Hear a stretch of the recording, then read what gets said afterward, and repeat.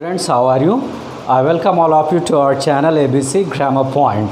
तो जैसे कि आप जानते हैं एक और सीरीज़ आपकी शुरू हुई है और उसका नाम है 10 कदम। तो इसका कहने का मतलब ये हुआ कि आपको 10 ऐसे सेंटेंसेस दिए जाएंगे related to spotting the error, fill in the blanks, sentence improvement, जो आपके लिए बहुत ज़्यादा यूज़फुल होंगे। तो जैसे आप देख रहे हैं आपके बोर्ड पर 6 सेंटेंसेस लगे हुए हैं, 4 इसके बाद लिखे जाएंगे और आपको फिल करना है। ये आपको मतलब ये डिसाइड करना है कि विच ऑप्शन इज़ राइट, इनमें से कौन सा ऑप्शन सही है। और हर एक सेंटेंस में आपके पास 2 वर्ड्स हैं, इसका मतलब एक वर्ड आपको चुनना है। तो इससे आपकी ग्रामर भी चेक हो जाएगी, whether you are good at your grammar और नॉट। आप अपने ग्रामर में अच्छे हैं या नहीं हैं, आप अपने पार्ट्स ऑफ स्पीच में अच्छे हैं या नहीं हैं, आप अपने वर्ड्स में अच्छे हैं या नहीं हैं। तो चलिए शुरुआत करते हैं। जैसे कि पहला सेंटेंस आप देख रहे हैं, लिखा है $2000, $2000। अब उसके बाद आपको डिसाइड करना है whether you have to use is और आर, आपको इज़ भरना है या आर भरना है। फिर आगे लिखा है टू मच का मतलब बहुत ज़्यादा है, फॉर दैट कार, उस कार के लिए। तो according to you which is suitable here, is और आर, कौन सा यहाँ पर सूटेबल है आपके लिए, इज़ होगा या आर होगा। तो ज़्यादातर स्टूडेंट्स ये सोच बैठते हैं कि डॉलर्स इज़ प्लूरल, तो यहाँ पर आर ही होना चाहिए। But here we have to fill is, यहाँ पर हमारा कौन सा होना चाहिए, इज़ होना चाहिए। अब इसका रीज़न हम लोग जानते हैं कि क्या रीज़न है, तो अब इस रीज़न को भी लिखते चलिएगा। देखिए, जब कहीं पर फिक्स्ड अमाउंट की बात होती है, एक फिक्स्ड रकम की बात होती है, तो उसके साथ हमेशा आप याद रखिएगा your verb is always singular. Verb हमेशा आपकी सिंगुलर होती है, क्योंकि जो फिक्स्ड अमाउंट है इट इंडिकेट्स अ यूनिट। वो किस चीज़ को इंडिकेट करता है, अ यूनिट को इंडिकेट करता है। जैसे मान लिया जाए किसी ने कहा 4 और उसके बाद लिख दिया 1000, 4000 रुपीज़। अगर हम यहाँ पर बात करें 4000 rupees, this is your fixed amount. अब इसके साथ अगर हमें वर्ब लेना होगा तो डेफिनेटली हमारी वर्ब क्या होनी चाहिए, सिंगुलर होनी चाहिए।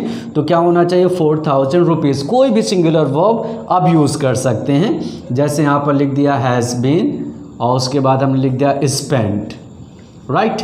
अगर आपका फिक्स्ड अमाउंट है तो डेफिनेटली आपकी वर्ब क्या होनी चाहिए, सिंगुलर।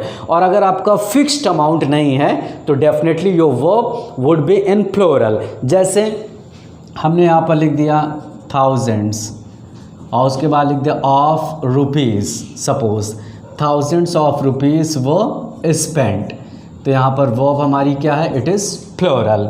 तो आई होप ये क्लियर हो गया होगा।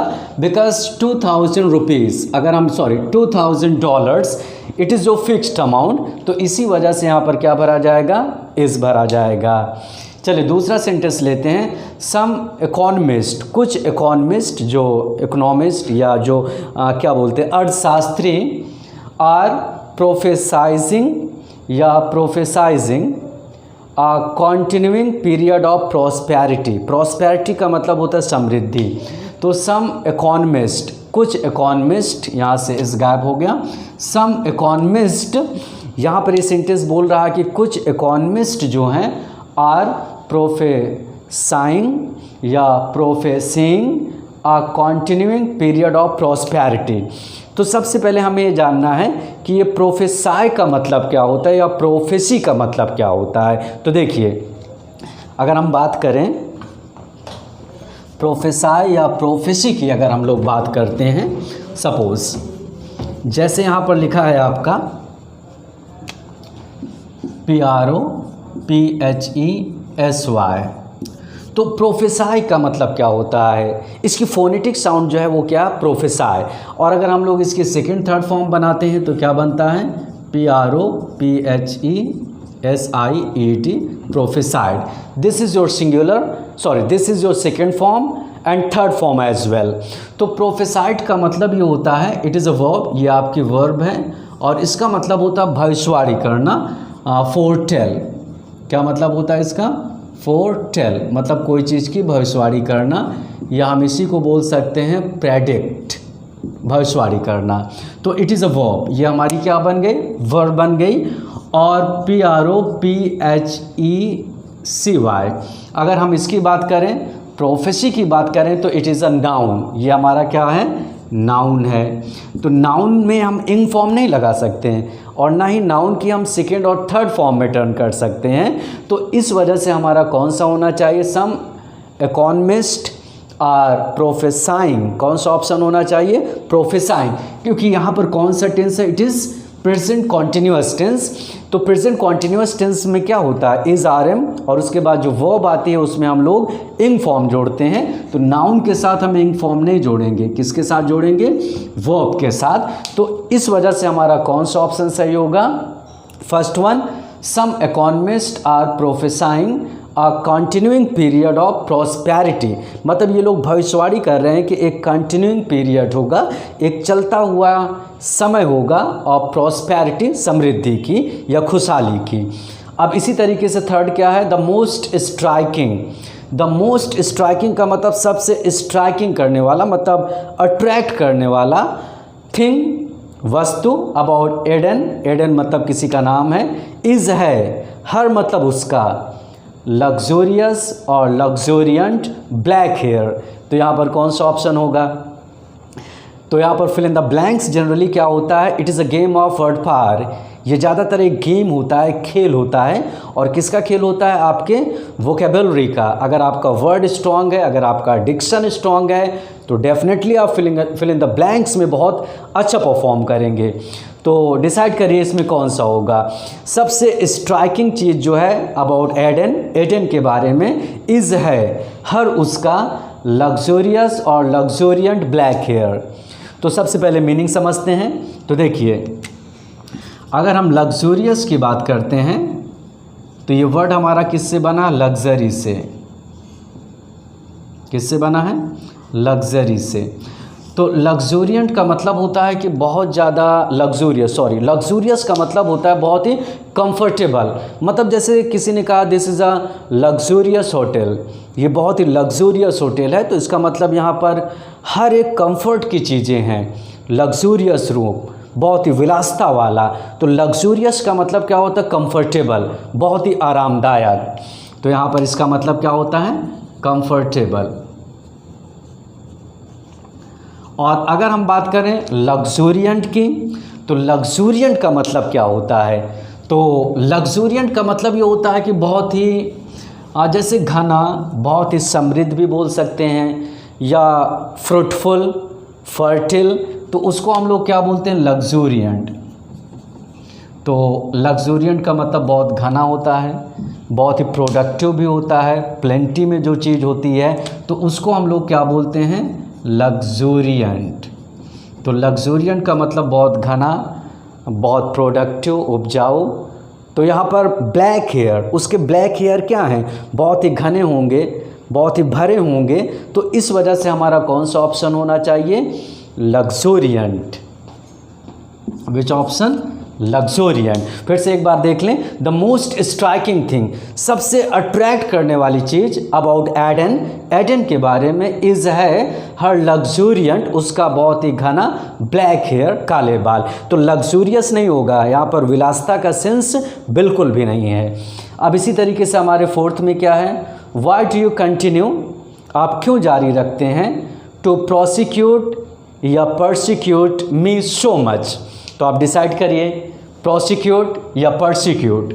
और जब तक मीनिंग आपको क्लियर नहीं होगी तब तक आप श्योर नहीं हो पाएंगे कि विच इज़ सूटेबल हियर, यहाँ पर कौन सा ऑप्शन आपके लिए सूटेबल है।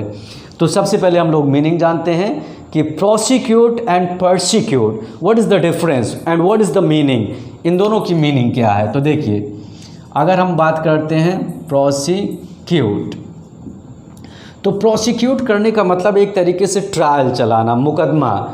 जैसे मान लिया जाए यू आर प्रोसिक्यूटेड, आपको क्या किया गया? प्रोसिक्यूट किया गया, मतलब आपके ऊपर मुकदमा चलाया गया। तो एक तरीके से यहाँ पर क्या होता है? ट्रायल करना, मुकदमा चलाना। और परसिक्यूट की बात करें, PERSECUTE, तो परसिक्यूट करने का मतलब किसी को हैरेस करना, किसी को परप्लेक्स करना, उसको सताना, ऑप्रेस करना, बहुत ज़्यादा सताना।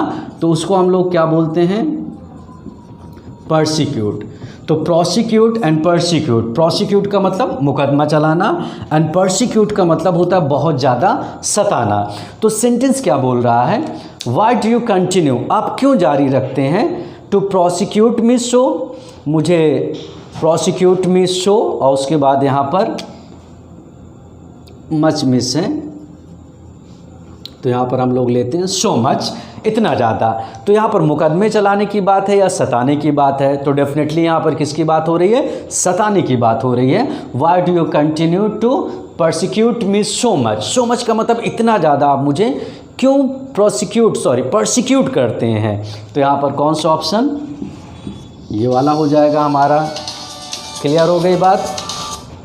अब उसके आगे हम लोग देखते हैं यंग चिल्ड्रेन, जो यंग चिल्ड्रेन होते हैं आर जनरली, वो सामान्य रूप से, अब यहाँ पर हमें देखना है सेंसुअस या सेंसुअल इन देयर अप्रोच, अपने अप्रोच में, अपने नज़रिए में, टू लाइफ, जीवन के प्रति।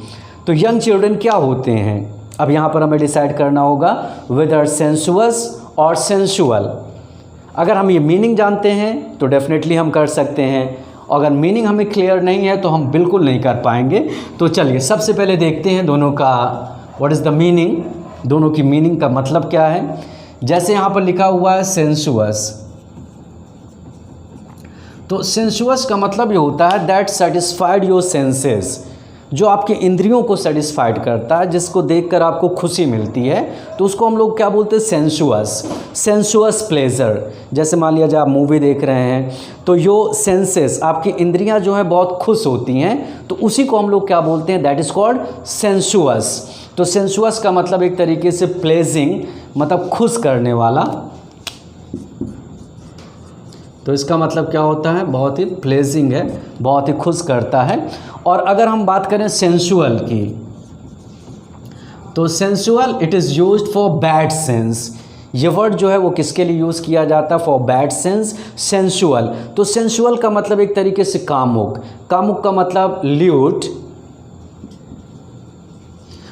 कामुक, that is used for you can say in the bad sense, जिसका इस्तेमाल बैड सेंस में किया जाता है। If you are having sexual desire, अगर आपके अंदर बहुत ज़्यादा सेक्सुअल डिज़ायर है तो आप क्या हो गए, आप बहुत ही सेंसुअल हैं। और अगर आप अपने इंद्रियों को सेटिस्फाई करते हैं, आप अपने आप को खुश रखते हैं, तो आप क्या हैं, सेंसुअस हैं। तो यहाँ पर क्या होना चाहिए, यंग चिल्ड्रेन, जो यंग युवा बच्चे होते हैं, और जनरली वो सामान्य रूप से क्या हैं, सेंसुअल या सेंसुअस हैं in their approach to life, मतलब उनका जो अप्रोच होता है, जो नज़रिया होता है लाइफ का, ये होता है कि they just try to satisfy their senses, वो अपने इंद्रियों को खुश करने की कोशिश करते हैं। तो यहाँ पर कौन सा ऑप्शन होना चाहिए, सेंसुअस, नॉट सेंसुअल, सेंसुअल नहीं, सेंसुअस। अब उसके आगे देखते हैं यू हैव मतलब आप रखते हैं, यू हैव दो बार आ गया, यू हैव, और उसके बाद क्या है, लेट या lain the rug on the floor of the wrong room. तो व्हाट डज इट मीन, तो इसका मतलब क्या है। टेंसेस और हम लोग देख ले रहे हैं, 5 तक तो हो ही गया था। यहाँ पर क्या लिखा, you have, this is present perfect tense, और उसके बाद क्या है ऑप्शन में, लेट और लेन द रग का मतलब मैट होता है, इन द रॉन्ग रूम मतलब गलत कमरे में। तो यहाँ पर कौन सा होना चाहिए, डिसाइड। तो चलिए देखते हैं कौन सा होना चाहिए। सबसे पहले हम लोग समझते हैं, जैसे यहाँ पर फर्स्ट फॉर्म है, it is second form and it is third form. तो एक वर्ड होता है लाई का मतलब क्या होता है, लाई, लेटना। और अगर हम इसकी सेकेंड फॉर्म की बात करें, lay, and third form is called lain. आप हिंदी में लिखते चलिएगा लाई। वैसे लाई का मतलब झूठ भी बोलना होता है, और लाई मीन्स लेटना भी होता है, lie, second form lay and third form is called lain. और एक होता है lay, this is the first form lay, और इसकी सेकेंड फॉर्म क्या होती है, लेट, और थर्ड फॉर्म क्या होती है हमारी, लेट। ओके, वंस अगेन, लाई, झूठ भी बोलना, लेटना, and second form is called lay and third form is called lain. और इस ले का मतलब कोई चीज़ को रखना, second form is called laid and third form is called laid. तो चलिए देखते हैं। यू हैव लेन द रग, रग का मतलब मैट, तो यहाँ पर लेटने का सेंस नहीं है, यहाँ पर कोई चीज़ को रखने का सेंस है। तो which option is suitable here, हमारा कौन सा ऑप्शन सही माना जाएगा, लेट माना जाएगा। You have led the rug, आपने मैट को रख दिया मतलब डाल दिया है, इन द रॉन्ग रूम, गलत कमरे में। अब इसी तरीके से देखिए इस एग्जाम्पल में भी वही बात है। If she had quiet, quiet का मतलब शांत, she would not have been hurt, तो वो हर्ट नहीं हुई होती, मतलब उसको चोट नहीं लगी हुई होती। तो यहाँ पर रखने का सेंस है या लेटने का सेंस है, तो डेफिनेटली यहाँ पर किसका सेंस आ रहा है, लेटने का सेंस आ रहा है, क्योंकि दिए गए एग्जाम्पल की जो मीनिंग है उसका सेंस क्या है, लेटने से है। तो कौन सा हमारा ऑप्शन भरा जाएगा, लेन भरा जाएगा। तो कहने का मतलब ये हुआ if she had lain quiet, अगर वो शांत लेट गई होती, she would not have been hurt, तो उसको चोट नहीं लगी हुई होती। अब इसी तरीके से यहाँ पर क्या है, ही वॉज लाइंग और laying for a nap, nap का मतलब एक झपकी लेना, कुछ समय के लिए सोना, तो that is called nap. When the phone wrong, जब फ़ोन बजा, तो यहाँ पर कौन सा होना चाहिए, फिर से इस बात को समझते हैं। तो लाई लेटना, second form lay, third form is lain, और इस ले का मतलब कोई चीज़ को रखना, second form is called laid and third form is called laid. लेकिन जब हम लोग इंग फॉर्म लगाते हैं लेटने में, तो स्पेलिंग क्या होती है, LYING, लाइंग, LYING, लाइंग। और लाइंग का दो अर्थ निकलेगा, एक लाइंग का मतलब झूठ भी बोलना और एक लाइंग का मतलब लेटना। तो कौन सी फॉर्म होनी चाहिए, ही वाज लेइंग तो होगा नहीं, क्योंकि आगे मेंशन है फॉर अ नैप, नैप का मतलब एक हल्की से झपकी लेना, मतलब कुछ समय के लिए सो जाना, जैसे आपकी आंख बंद हो जाती है। व्हेन द फोन रैंग, जब फ़ोन बजा, तो यहाँ पर रखने का सेंस नहीं, यहाँ पर किसका सेंस है, लेटने का सेंस है। तो हमारा कौन सा होना चाहिए, लाइंग। Is it clear. अब इसी तरीके से are you trying, are you trying, क्या आप कोशिश कर रहे हैं, इम्प्लाई या infer, she is having illicit, illicit का मतलब एक तरीके का अवैध, अफेयर, अफेयर मतलब एक मामला, विथ हिम, उसके साथ। तो यू डिसाइड, आप डिसाइड करें, हैव डिसाइडेड, डिसाइड हो गया है, ओके। लेकिन सबसे पहले हमें मीनिंग जानना होगा। तो देखिए इम्प्लाई करने का मतलब क्या होता है, जब आप किसी चीज़ को इनडायरेक्टली रेफ़र करते हैं, उसकी तरफ इशारा करते हैं, तो उसको हम लोग क्या बोलते हैं, इम्प्लाई। तो इम्प्लाई करने का मतलब एक इनडायरेक्ट वे में किसी की तरफ इशारा करना। तो एक तरीके से टू रेफ़र, मतलब एक तरीके से रेफ़र करना या हिंट करना। और कैसे हिंट करना, इनडायरेक्टली, एक अप्रत्यक्ष रूप से। तो इसी को हम लोग क्या बोलते हैं, इम्प्लाई। और इन्फर करने का मतलब क्या होता है, what does it mean, infer करने का मतलब होता है टू कंक्लूड, मतलब टू ड्रॉ कंक्लूजन, एक तरीके का निष्कर्ष निकालना। तो इसका अर्थ क्या होता है, कंक्लूड, निष्कर्ष निकालना। मीनिंग क्लियर हो गई। अब आप लोग भरें कि कौन सा यहाँ पर सूटेबल है। आर यू ट्राइंग, क्या आप ट्राइंग कर रहे हैं, कोशिश कर रहे हैं, टू इम्प्लाई या टू इन्फर। अगर हम इन्फर भरेंगे तो उसका मतलब कंक्लूजन निकालना, निष्कर्ष निकालना। तो निष्कर्ष निकालने की बात नहीं है, यहाँ पर किसकी बात है, to refer, to hint, to point out. आप पॉइंट आउट करने की कोशिश कर रहे हैं, और वो भी डायरेक्ट वे में नहीं, इनडायरेक्ट वे में। और क्या पॉइंट आउट करने की कोशिश कर रहे हैं, सी इज़ हैविंग इलिसिट अफेयर, कि उसका अवैध संबंध है विथ हिम, उसके साथ। काफ़ी अच्छा वर्ड है। तो यहाँ पर कौन सा भरा जाएगा हमारा, इम्प्लाई। अब इसी तरीके से हमारा लास्ट क्या है, the cost of new houses, मतलब जो नए हाउसेस, मकानों के जो कॉस्ट है, जो लागत है, इज़ ड्रॉपिंग या आर ड्रॉपिंग एवरी डे, हर एक दिन वो ड्रॉप हो रहे। ड्रॉप करने का मतलब डाउन, नीचे आ रही है। तो विच इज़ सूटेबल, तो कोई भी देखेगा तो उसको समझ में आएगा हाउसेस, हाउसेस हमारा क्या फ्लोरल है, तो उसके दिमाग में क्या आएगा, आर होगा। But here we have to fill is, यहाँ पर हमें इज़ लेना होगा। रीज़न क्या होता है, शायद इससे पहले भी इस पर डिस्कशन हुआ था। रीज़न ये होता है कि the verb is agreed according to its real subject. जो वर्ब होती है वो हमेशा अपने रियल सब्जेक्ट के अकॉर्डिंग आती है। जैसे मान लो कहीं पर आपको नाउन मिले, फिर ऑफ मिले, फिर उसके बाद नाउन मिले, और यहाँ पर आपको वर्ब मिल जाए, तो ये वर्ब किसके अकॉर्डिंग आएगी? According to the first noun. किसके अकॉर्डिंग आएगी? फर्स्ट नाउन के अकॉर्डिंग। तो यहाँ पर हमारा फर्स्ट नाउन क्या है? Cost. And the cost is singular, और ये कॉस्ट हमारा क्या है? सिंगुलर है। तो this word will decide the verb, not houses. Houses यहाँ पर नहीं डिसाइड करेगा। कौन डिसाइड करेगा? The cost. और द कॉस्ट हमारा सिंगुलर है, तो इस वजह से हमारा क्या होगा? इस हो जाएगा। तो सारी बात क्लियर हो गई? ओके। और इसमें जितने भी मेन पॉइंट बताए गए हैं, अगर आप उसको नोट करते चलेंगे तो डेफिनेटली आपको काफ़ी उससे हेल्प मिल जाएगी। तो I hope you will enjoy it. Meet you in the next video. Thanks.